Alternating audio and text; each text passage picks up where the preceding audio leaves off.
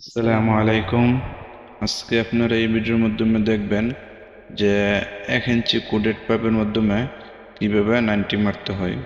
এটা ছোট বেন্ডার, এই বেন্ডারের কাজ পরবর্তী ভিডিওর মাধ্যমে আমি নিয়ে আসবো। তো মিটার টেপ দিয়ে প্রথমে 1 ইঞ্চি কোডেড পাইপ নেপে নেবেন। তো নেপে আমি মার্কিং করে নিলাম, তো আপনারা নেপে মার্কিং করে নেবেন।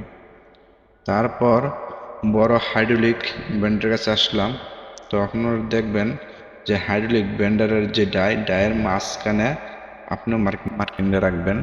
তারপর উপর ঢাকনাটা সুন্দরভাবে লাগাই দিবেন। দেখতেছেন উপর ঢাকনাটা লাগাই দিলাম। তারপর দুই মাথার দিকে দিয়ে দুইজন সুন্দরভাবে পাইপটা সিধা করে রাখবেন। আর কোডেড পাইপের মাধ্যমে আপনারা যারা জানেন না, এই ভিডিওর মাধ্যমে জেনে নেবেন যে 90 মারলে কতটুকু মাইনাস করতে হয়। আর যদি ভিডিওটা ভালো লাগে লাইক কমেন্ট শেয়ার করবেন। তো একটা কোডেড যে পাইপের মাধ্যমে 1 ইঞ্চি কোডেড যে পাইপের মাধ্যমে আপনারা 5 সেন্টি মাইনাস করবেন। 5 সেন্টি মাইনাস করলে আপনাদের 90 বরাবর আসবে। তা আপনারা দেখেন আমরা 90টা মারতেছি কীরকম হয়। যদি ভালো লাগে লাইক কমেন্ট শেয়ার করবেন। আর যদি নতুন হয়ে থাকেন আমার চ্যানেলটা সাবস্ক্রাইব করে দেবেন। তারপর দেখতেছেন আমাদের এক ভাই চাপতেছে, তো আপনারা এইভাবে চাপবেন। যারা 90 মারবেন হাইড্রোলিক ব্যান্ডের মাধ্যমে এইভাবে চাপ দিবেন। চাপলে মনে করেন জলদি করে 90টা হয়ে যাবে। তো এক ভাই দেখছেন চাপতেছে। তো আপনারা এবার চাপবেন।